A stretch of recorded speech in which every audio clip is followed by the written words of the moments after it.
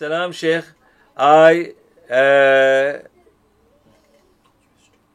used to read Quran with passion and I would understand the meaning as well. But recently, since a few days, I have started praying on time, but I find it hard to recite Quran. No, inshallah, Salah will help you. And I lose attention really fast. Doesn't matter.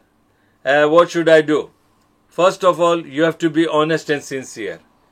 Because if you are sincere with Allah subhanahu wa ta'ala, forget about your brothers, forget about your sisters, forget about your mother and father, forget about your husband.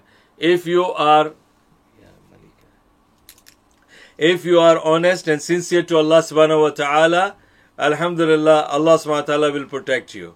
So, because if you are doing something and you are trying to be good to someone and you are bad person behind them, then you are not sincere to yourself, you are not sincere to Allah, you are not sincere to those people.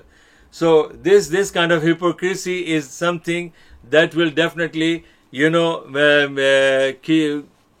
create problem for you, and that will take away the interest of the Quran, because Quran is actually won't benefit you if you read the Quran and you do opposite of that. Same thing, Salah will not help you when you are reading Salah and then after Salah you are doing haram. So this shows that somewhere or the other you are not sincere to Allah subhanahu wa ta'ala and you don't fear Allah subhanahu wa ta'ala. You have become victim of shaitan. This is really hypocrisy. It is hypocrisy, because when you say something, Allah subhanahu wa ta'ala is saying, Ya ayyuhalladhina amanu lima taquluna ma la taf'alun kabura maqtan inda Allahi an taqulu ma la taf'alun. That, O you who believed, why don't you do the things which you are saying? Why don't you act upon what you are saying? And the worst thing in the sight of Allah subhanahu wa ta'ala is that you say something which you are not acting accordingly.